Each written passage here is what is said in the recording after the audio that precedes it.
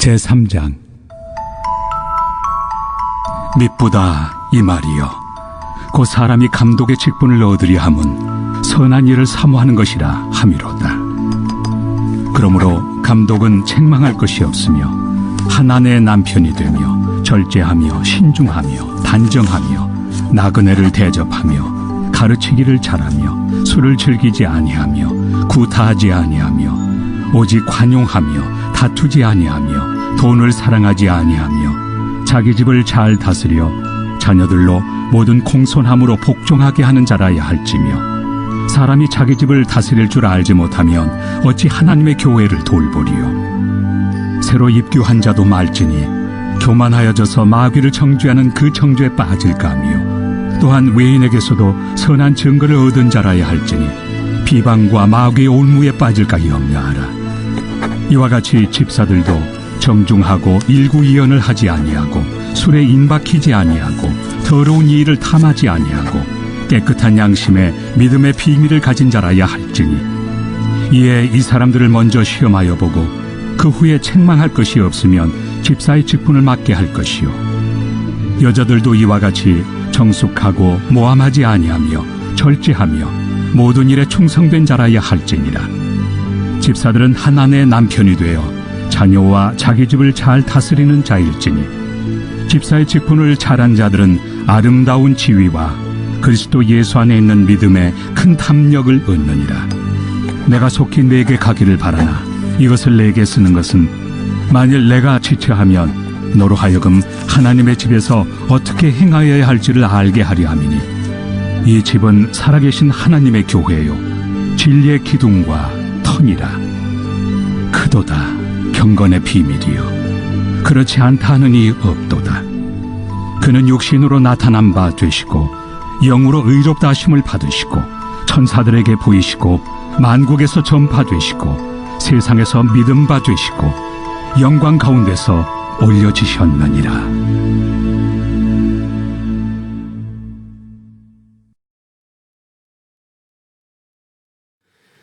흔히 신앙생활하는 성도의 삶 속에서 가장 큰 축복이다라고 말할 수 있는 것 중에 하나가 좋은 목회자를 만나고 좋은 교회 공동체를 만나서 섬기는 것이다라고 이야기하곤 합니다. 상대적으로 목회자들에게는 어떤 또 좋음이 있을까요? 성품이 좋고 또 경건한 믿음의 동력자들과 함께 사역을 감당할 수 있던 그런 은혜가 있다면 그것은 목회자에게 가장 큰 축복이다라고 말합니다. 그런 점에서 보면 목회자든 아니면 성도든 각각 좋은 하나님의 동력자들을 만나서 건강한 믿음의 삶을 살아내고 또 그 안에서 하나님께서 우리에게 준 축복을 함께 감당하는 기쁨을 누릴 수 있다면 그것처럼 복된 삶도 없을 것이다 라고 말할 수 있지 않겠습니까? 그러나 우리가 좋은 목회자를 만나고 좋은 성도를 만나는 것보다 더 우선해야 할 것이 있다면 무엇일까요? 예수 그리스도를 인격적으로 만나고 예수 그리스도와 연합하여 살고 그 가운데서 하나님의 뜻을 이루고자 하는 믿음의 결단이 있을 때 하나님께서는 좋은 목회자, 좋은 교회 공동체를 만나게 하시고 또 그 사역자도 그런 하나님의 나라를 온전히 꿈꾸고 주님과 연합하여서 주의 길을 걸어갈 때 좋은 동역자들을 만나는 은혜가 있다는 것을 오늘 디모데전서 3장은 가르쳐주고 있습니다. 먼저 디모데전서 3장 1절 이하 말씀을 보면 사도 바울은 디모데에게 어떤 사람이 교회 공동체 안에서 영적인 지도자로 세워질지에 대한 여러 역할과 또 여러 기준과 표준에 관하여서 말씀하고 있습니다. 그런데 그 말씀을 잘 들여다보면 그와 같은 하나님께서 쓰시기에 합당한 사람의 표준이 단지 하나님과 그 개인의 관계 안에서만 규명되는 것이 아니다라는 것을 보여주고 있지요. 2절부터 3절까지 말씀을 보면 그 개인의 영성에 관하여 설명합니다. 책망할 것이 없고 한 아내의 남편이며 절제하며 신중하며 단정하며 나그네를 대접하며 가르치기를 잘하며 술을 즐기지 아니하며 난폭하지 아니하고 너그러우며 다투지 아니하며 돈을 사랑하지 아니하며 이건 다 어디에 속한 것입니까? 개인의 영성 생활입니다. 개인적인 삶 속에서 하나님과의 깊은 믿음의 관계를 유지하며 살아갈 때 그와 같은 절제와 신중함과 단정함과 가르침과 대접함과 난폭하지 않음이, 돈을 사랑하지 않음이 삶 속에서 나타난다는 이야기죠. 근데 우리가 그와 같은 영적인 삶을 살아가는 모습이 비단 개인의 경건, 개인의 영성 생활에서만 규명될 수 있는 것이라면 그럼 우리는 특별히 그와 같은 표준을 말할 필요가 없을 겁니다. 사도 바울이 이와 같은 경건의 삶과 개인의 영성만 이야기하려고 한 것이 아님을 우리가 주목해 봐야겠죠. 4절부터 5절까지는 그와 같은 경건과 거룩의 삶이 어디에서 증명되어야 한다는 것입니까? 가정입니다. 하나님께서 우리로 하여금 함께 연합하여 살게 하신 가장 최소 단위의 가정 안에서 이와 같은 경건과 영적인 위엄과 하나님의 말씀을 가르치고 양육함의 모습이 잘 실천되어지고 드러나는 사람일 때 그가 지도자로서 탁월하다라고 말할 수 있다는 겁니다. 근데 이와 같은 가정의 경계를 넘어서서 어디까지 이야기하고 있을까요? 7절에 보면 감독은 또한 교회 밖의 사람에게도 좋은 평판을 받는 사람이라야 합니다라고 말합니다. 여러분, 우리가 경건의 삶에 관하여서 말하면서 사도 바울이 지금 감독에 관한 여러 직분을 말하고 있는 것을 잘 들여다보고 또 적용해 보아야 될 이유가 우리가 바로 그리스도인으로서 또 복음의 증인으로서의 삶을 살아갈 때 우리에게 좋은 기준이 되어주기 때문에 그렇습니다. 사도 바울은 오늘 디모데전서 3장에서 사실 결론 같은 이야기를 16절에서 하고 있습니다. 이 경건의 무엇은? 비밀은 참으로 놀랍습니다. 그러니까 경건의 비밀에 관한 이야기를 하고 있다는 것이죠. 그와 같이 하나님의 사람으로 세워진 사람이 경건의 삶을 살 때 하나님과의 관계 안에서 세상과 철저하게 동떨어진 어떤 사막 같은 곳이나 아무도 보이지 않는 수도원 같은 데 들어가서 하나님과의 관계 안에서만 경건의 삶을 산다고 해서 그 경건이 하나님께서 바라시는 경건이 아니라는 겁니다. 경건이 규명되어지는 자리는 하나님과 나와 독대하여서 단독자로 서 있는 그 자리에서 뿐만 아니라 하나님이 우리로 하여금 함께 살게 하신 우리의 삶에 가장 연약하고 부족하고 또 우리가 실수하기 쉬운 그와 같은 삶의 영역인 가정 안에서조차 드러날 수 있는 것이어야 한다는 것을 분명히 말씀하고 있죠. 목회자로서 경건의 삶이 가장 선명하게 드러나는 것이 저는 가정이라고 생각합니다. 교회 안에서 사역자로서의 삶의 지경 안에 서 있을 때 성도들에게 비춰주기 위하여서 목회자로서 포장할 수 있습니다. 감출 수 있습니다. 또 드러나지 않도록 자신의 삶을 절제할 수 있습니다. 그런데 그와 같은 모든 거칠애와 겉모습과 우리를 포장하고 있는 껍데기들이 다 벗겨지는 자리가 어디일까요? 전 가정이라고 봅니다.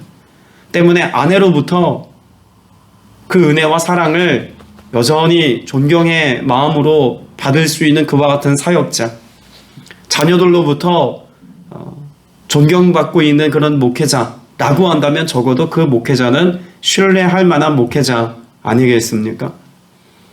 억지스럽게 따라오는 그런 아내와 자녀들이 아니라 그 삶이 규명되어지는 가정이라는 현장 속에서 목회자의 삶이 검증되어져서 그래서 그와 같은 삶을 살고 있노라고 하는 것을 곁에서 지켜볼 수 있다면 우린 그런 목회자, 그와 같은 영적인 리더십은 신뢰하고 함께 가도 괜찮을 만한 리더십이다라고 볼 수 있다는 겁니다.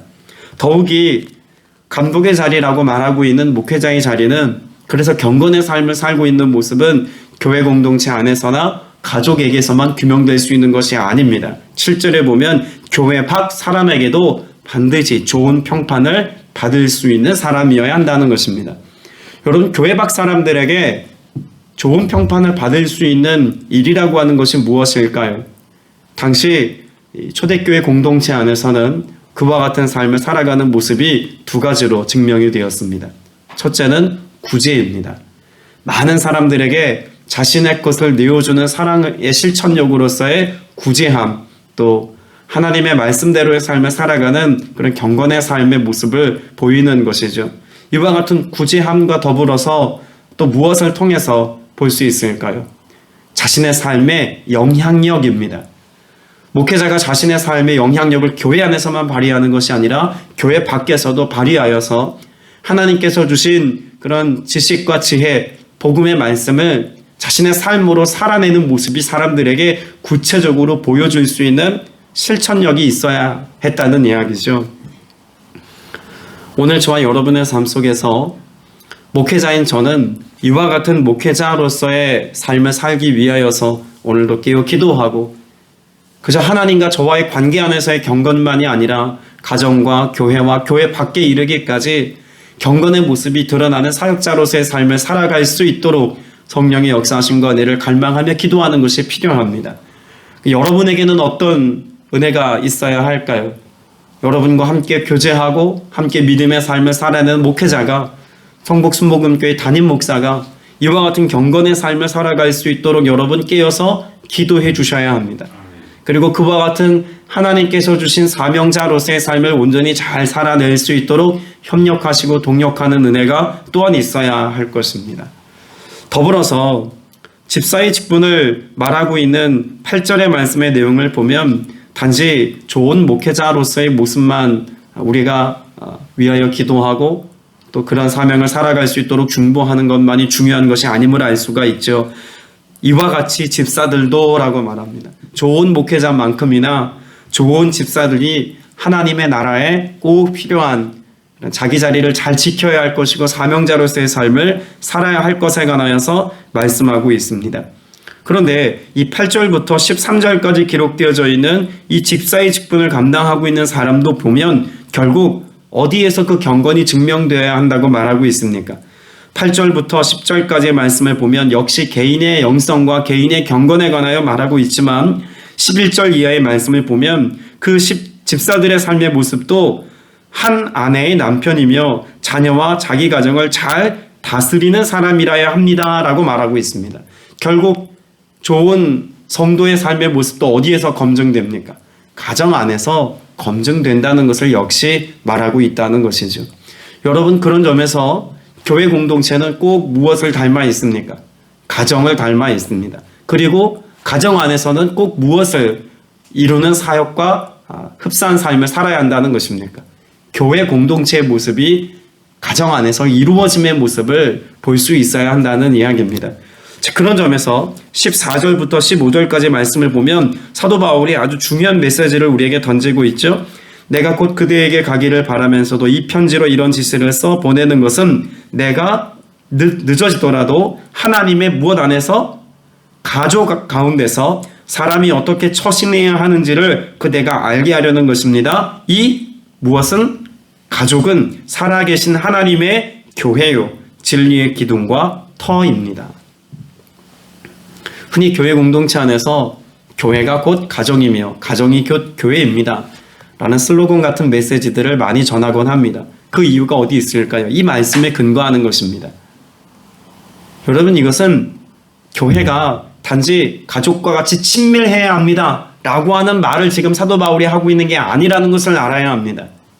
교회가 곧 가정이어야 합니다 라고 말하는 것은 교회 공동체 안에서 마치 가족들의 친밀함 속에서 그 경건과 거룩의 삶이 증명되는 것처럼 교회 안에 속해 있는 지도자든 성도든 누구라 할지라도 그 속에서 경건의 삶이 규명되는 삶을 살아야 한다는 것을 우리에게 가르쳐주고 있는 것이죠.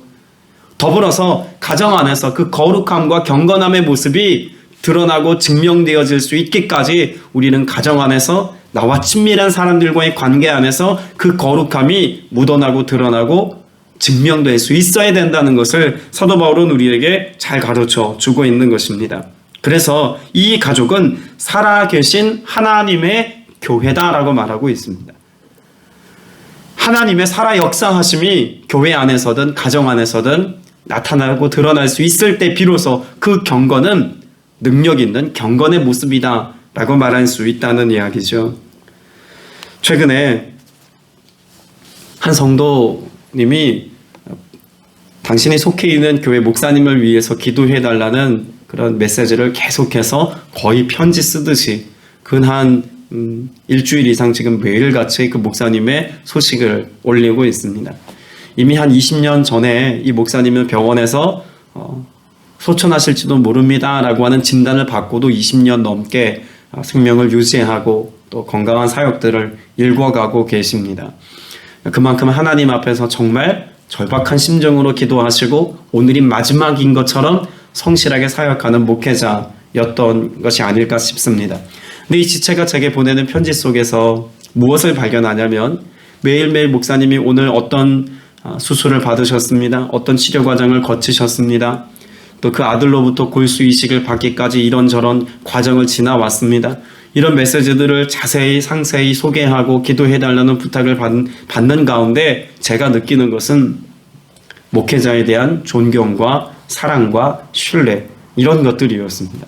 그 연약한 중에도 이 목사님이 얼마나 신실하고 큰 사랑으로 지체들을 양육하였기에 이와 같은 사랑의 편지를 성도들이 주변 사람들에게 보내어서 기도하게 하는가라고 하는 것을 느끼면서 제 자신의 모습도 돌아보게 되고, 또 이 목회자가 참 훌륭한 하나님의 사역자로 쓰임받음에 대한 감사가 있었습니다.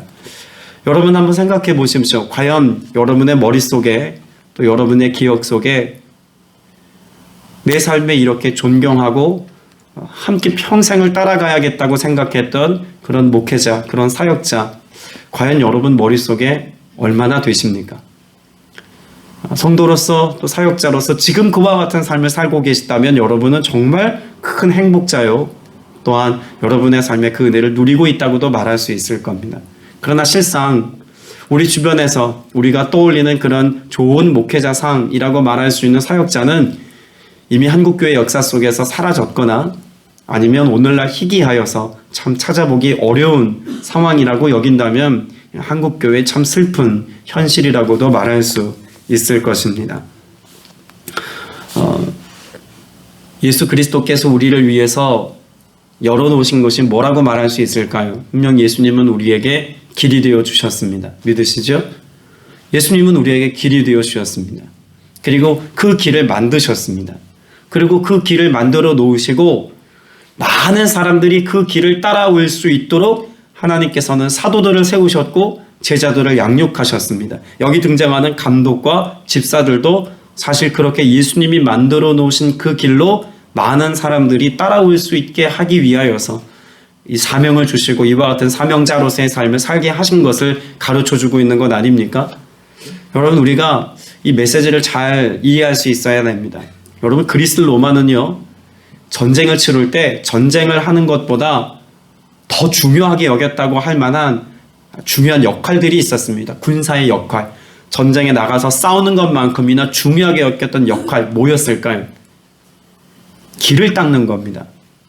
그 전쟁을 치르기 위해서 길을 만들고 그 평탄한 길로 군사들이 가고 기마대가 가고 전차가 갈 수 있도록 그렇게 길을 만드는 것, 이게 군사가 하는 좋은 일이었습니다. 그래서 그리스 로마 사람들은 군사, 그러면 항상 전쟁을 잘 치러내는 용맹한 그런 군사들만 생각하는 것이 아니라 길을 닦는 사람들이라는 인식이 있었습니다. 그리고 그 길로 전쟁을 치르게 나아가면 그 길 끝에는 뭐가 있었을까요? 제국이 건설됩니다. 그러니까 길을 닦는 것, 이것을 통해서 무엇을 만들어내는 사람, 제국을 건설하는 사람, 이것이 군사의 의미였습니다. 여러분, 사도 바울이 디모데에게, 우리가 디모데 전서 말씀을 1장을 우리가 함께 나누면서 하나님의 좋은 군사로 세워지는 것에 관하여서 잠깐 언급하지 않았습니까? 그럼 사도 바울이 지금 감도의 직분에 관하여 말하는 것이나 혹은 집사의 직분을 감당하는 것이나 그 모든 일의 경건함을 통해서 결국 어디에 도달하기를 바랬을까요? 첫째는 예수 그리스도께 도달하는 삶을 살게 하기 위하여서 이와 같은 경건의 삶에 관하여 말하고 있는 것이고, 더불어 예수 그리스도께 도달한 이들이 그리스도와 연합하여서 그리스도와 함께 무엇을 건설해 가기를 원했을까요? 하나님의 나라입니다. 하나님 앞에 세워진 경건한 목회자, 경건한 집사, 이들이 바라보고 꿈꾸는 나라는 어떤 나라이고 어떤 곳이어야 합니까? 하나님의 나라이어야 한다는 것입니다. 그런데 오늘날 교회가, 오늘날의 성도가, 오늘날의 목회자가 꿈꾸고 바라보는 이상향은 하나님의 나라이기 이전에 우리가 원하는 어떤 좋은 건물과 좋은 외적인 것들을 잘 설계하고 취하여서 이런 것들을 누리고 이런 것들을 우리의 삶의 기득권으로 얻는 것인 양 살아가는 삶의 모습을 취하는 이들이 적지 않다는 것입니다. 한국교회가 돌아서야 할 삶의 모습이 있다면 바로 이와 같이 경건의 자리로에 돌아섬 아니겠습니까? 여러분, 이 경건의 비밀에 관하여 말씀하고 있는 16절 말씀을 보십시오. 16절 다시 한번 같이 읽어봅니다. 시작. 이 경건의 비밀은 참으로 놀랍습니다. 그분은 육신으로 나타나시고 성령으로 의롭다는 인정을 받으셨습니다. 천사들에게 보이시고 만국에 전파되셨습니다. 세상이 그분을 믿었고 그분은 영광에 쌓여 들려 올라가셨습니다. 여러분이 경건의 비밀을 뭐라고 말하고 있을까요? 나타나시고 인정을 받으셨고 전파되셨고 믿었고 올라가셨다. 여러분, 이것을 적용해 봐야 됩니다. 예수님의 경건에 관하여 말하고 있는 것이죠. 예수님의 경건에 관한 이 메시지들이 오늘 나의 경건이 될 게 어떤 은혜가 있다는 것입니까? 내가 경건의 삶을 살아갈 때 그것이 감독이든 집사든 성도든 누구든지 간에 이 경건에 참여하여서 경건의 삶을 살아갈 때 오늘 내 삶을 통해서 예수님이 나타나시고 그 경건의 삶을 통해서 우리가 성령으로 하여금 인정받는 삶을 살 뿐만 아니라 오늘 우리의 능력으로 감당할 수 없는 하늘의 비밀한 것들을 나타내시고 보이시며 나를 통해서 복음이 선포되게 하시는 능력이 있게 하시고 오늘 내가 경건의 삶을 살아가는 것을 통해서 수많은 사람들이 예수 그리스도를 믿으며 그분의 영광의 자리에 서게 되는 은혜가 있다는 사실을 사도 바울은 가르쳐주고 있는 것입니다. 경건의 비밀은 내가 그렇게 경건의 삶을 살아 이 땅에서 보상을 받는 데 있지 않습니다.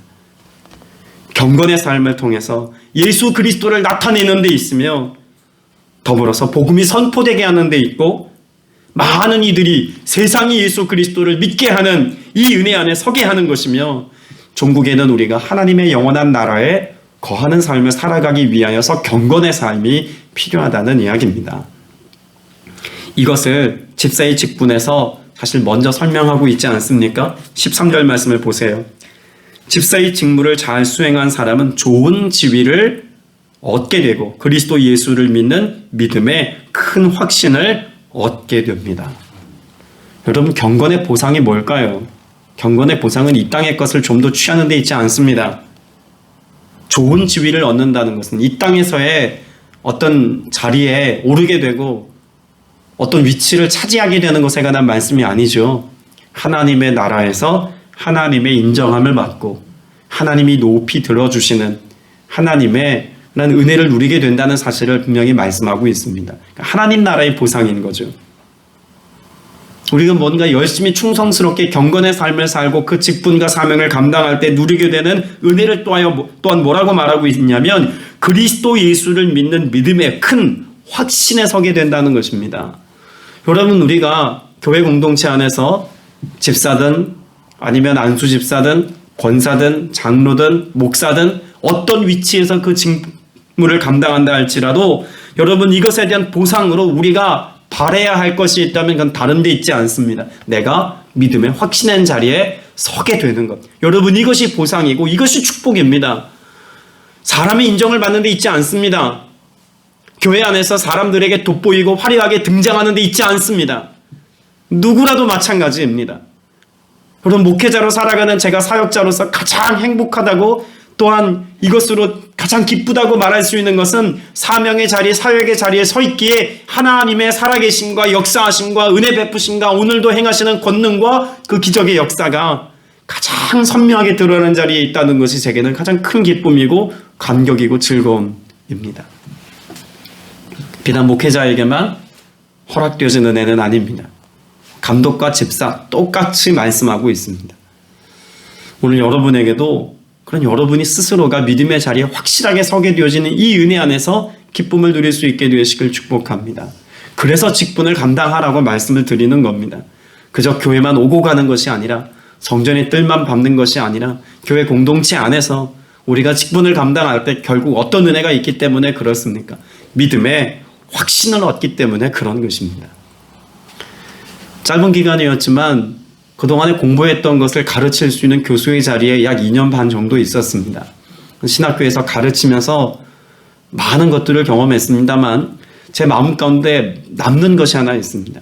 2년 반 동안 제가 공부했던 시간은 사실 짧은 시간이었습니다. 그동안에 제가 석박사 과정을 거쳤던 것에 비하면 교수 생활을 하면서 공부했던 것은 2년 반밖에 안 되는 짧은 시간이었습니다. 그런데 참 재미있는 것은요, 제가 여러 논문과 여러 글들을 써내면서 제가 공부했을 때 연구하고 공부했던 것이 기억에 남는 것보다 가르치는 자리에서 제가 전공한 것과는 상관없는 과목을 가르치기도 했는데 그때 공부했던 그것들은요 머릿속에서 떠나질 않습니다.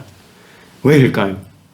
그만큼 더 절박하고 절실한 마음으로 또 제 역할을 감당해야 된다는 부담감을 가지고 공부한 것들입니다. 저는 상담학을 전공했는데 제 머릿속에 있는 가장 기억에 남는 것들은 한국교회사, 오순절신학, 저하고는 전혀 상관없는 과목을 가르쳤을 때 그 공부한 것들은요 머릿속에서 떠나질 않습니다. 그게 제 은혜더라고요. 가르치는 자가 받는 보상이 그런 것입니다. 여러분 집사의 직분이든 혹은 목회자의 자리든 여러분 우리가 누리는 영적인 유익은요 내 개인의 신앙생활을 유지하기 위하여서 또 경건의 삶을 살기 위해서 성경을 보고 기도하고 하나님의 은혜를 맛본 것 여기에 비교할 수 없습니다. 그 사명을 온전히 잘 감당하는 자리에서 주님이 세워오신 봉사와 헌신의 자리에서 우리가 주님을 깊이 경험하는 것은 전혀 다른 차원의 것들로 주님이 채워주시고 알게 하시고 누리게 하시는 은혜의 보상이 있다는 것입니다. 여러분의 열악한 여러 환경과 제약들로 인해서 예수 그리스도를 믿는 믿음의 큰 확신에 서게 되어지는 이 은혜의 것들을 놓치지 않게 되시기를 바랍니다. 사모하십시오. 그리고 취하십시오. 그리고 그 가운데서 이 은혜를 맛보고 누리는 삶을 살아가는 경건의 자리에선 저와 여러분 다 되시기를 주님의 이름으로 축복합니다. 기도드리겠습니다. 은혜가 풍성하신 아버지 하나님, 오늘 여기 모여 예배한 모든 지체들이 경건의 삶을 살기를 원합니다. 경건의 모양을 가지고 적당히 신앙생활을 하는 것이 아니라 경건의 능력이 우리의 삶을 통해서 나타나기를 원합니다. 우리의 삶의 현장에서 하나님과의 관계 안에서 뿐만 아니라 우리의 가정에서, 교회 안에서, 교회 밖에서 이 경건의 모습이 오늘 능력으로 나타나기를 간절히 사모하오니 성령님 오셔서 우리 안에 임재하시고 오늘 우리와 함께 계셔서 경건의 능력으로 살아가는 믿음의 신실한 성도들 다 될 수 있도록 은혜 베풀어 주옵소서. 이 은혜를 누리기까지 우리에게 주어진 직분과 사명을 감당하는 일에 성실하기를 원합니다. 그것이 작은 일이라 할지라도, 그것이 너무나 쉬워 보여서 아무나 할 수 있는 일처럼 보이는 일이라 할지라도 주님 이와 같이 경건의 자리에서 교회와 공동체와 지체들을 섬기는 자리에 서 있을 수 있는 우리 모두가 되어지기를 원하오니 주님의 거룩한 나라의 도구로 쓰임받는 일에 헌신된 모두가 되게 하여 주옵소서. 우리의 그 어떤 제약의 조건들이 이 하나님의 경건에 이르는 삶을 살아가는 제약의 조건이 되지 못하도록 주님이 역사하시고 우리의 심령 가운데 두려움이나 자신감 없는 마음까지 걷어내셔서 주를 위한 믿음의 삶을 결단하며 헌신의 자리에 서 있는 우리 모두가 되게 하여 주옵소서. 주께서 우리 안에 경건의 능력으로 역사하실 것을 믿사옵고 살아계신 우리 구주 예수 그리스도 이름으로 간절히 기도드렸사옵나이다. 아멘.